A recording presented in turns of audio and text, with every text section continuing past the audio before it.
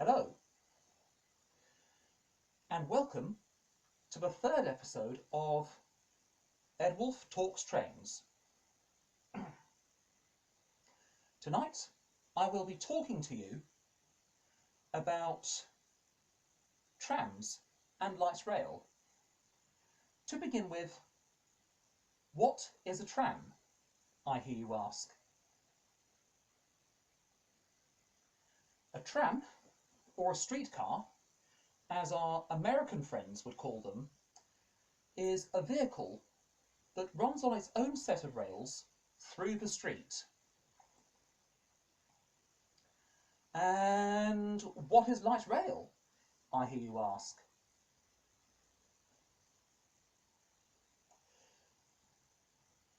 Starting from the top, a light railway simply means a railway system that is built on the cheap and is generally not expected to carry as much in the way of goods or passengers compared to the main line railways. Like, for example, the main line between London and Edinburgh. But that's another story, kind of. Anyway, historically speaking, we start our journey in the 19th century. Although trams, as a form of street transport, were introduced in the United States, it wasn't until 1860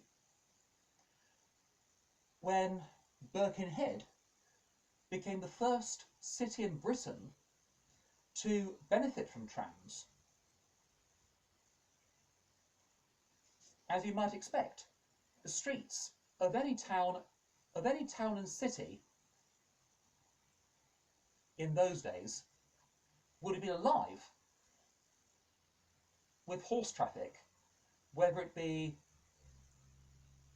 a horse pulling a cart, horse-drawn buses, and even men on horseback. And yet trams were the most popular form of transport at the time, simply because nothing gave a smoother ride. The main disadvantage, before I get round to that, this was largely thanks to George Francis Train,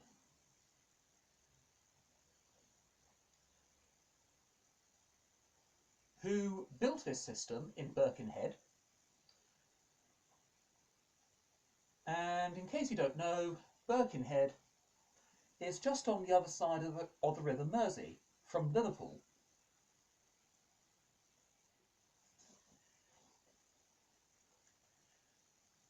Anyway, the main disadvantage of that system was the type of rail used. The surface, each rail would protrude above the level of the surface of the street, like so. And this meant that pedestrians would trip over the rails when crossing the street. In later years, a different type of rail was introduced, one that had a groove on one side at the top, thus making the top of each rail the same level as the surface of the street.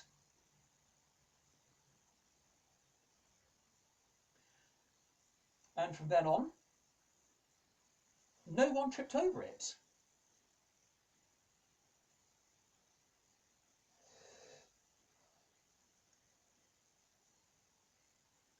As time went by, a mechanical means of propulsion was considered. For example, one form of transport,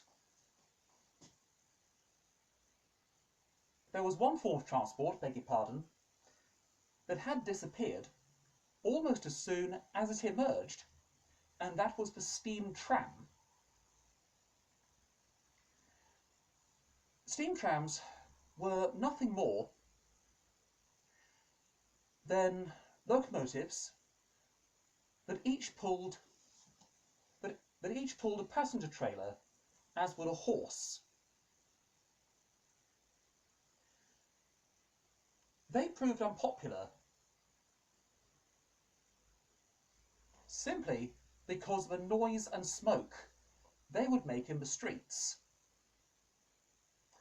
And the driver would also act as a fireman, simply raking out the fire whenever he could, especially on a straight bit of road.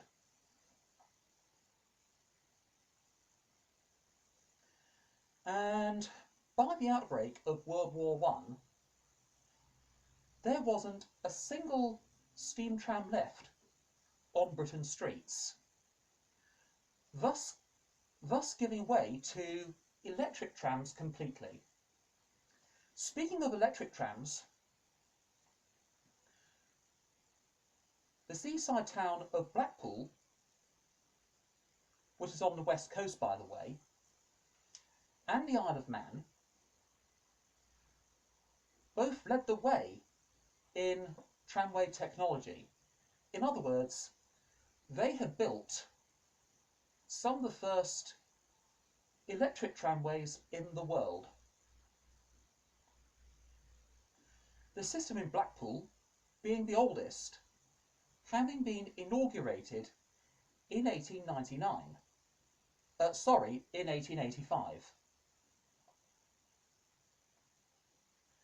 To begin with, the system in Blackpool relied on the conduit system. The conduit system was simply a slot in the middle of a track which supplied the positive feeder current.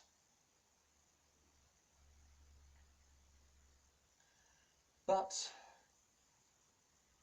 by 1899, Blackpool had done away with it in favour of overhead electrification, simply because the conduit system kept filling up with sand and sea spray. Thankfully, this system survives today, as do the trams on the Isle of Man, carrying holidaymakers and local people alike up and down the coast. And that reminds me, I have a model of a Blackpool tram right here. Here it is. Now, this particular tram would have been used in Blackpool in the 1920s, or should I say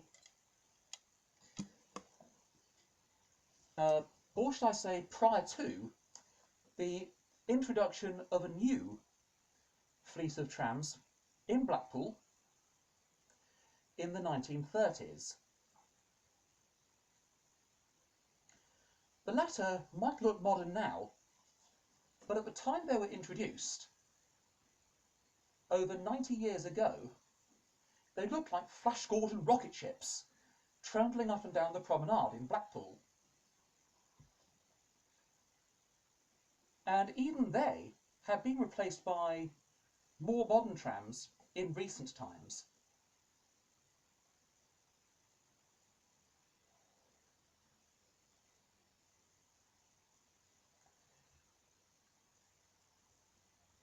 Although I should have said this in the first place, but until just after World War II, just about everywhere in Britain had its own tramway system. For example, London's trams lasted until 1952,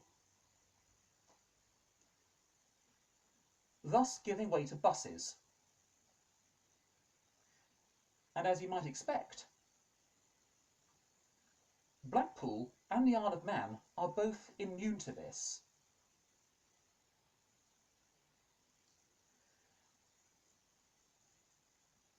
Despite the closure of so many tramway systems across Britain, new tram and light rail systems sprang up like wildflowers.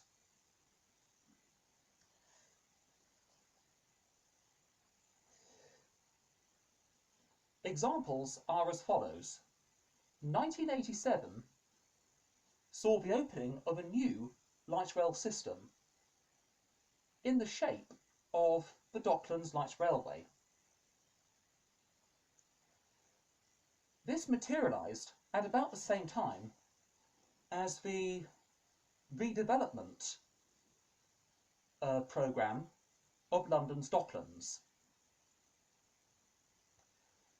thus carrying commuters from the Docklands to the City of London, and was opened by Her Majesty Queen Elizabeth II, God rest her soul. And from then on, the DLR network grew and grew.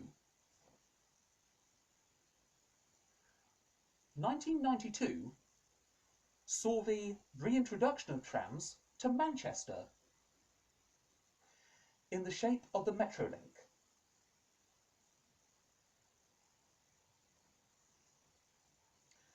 And as another example, 2000 had seen the reintroduction of trams to Croydon, just south of London,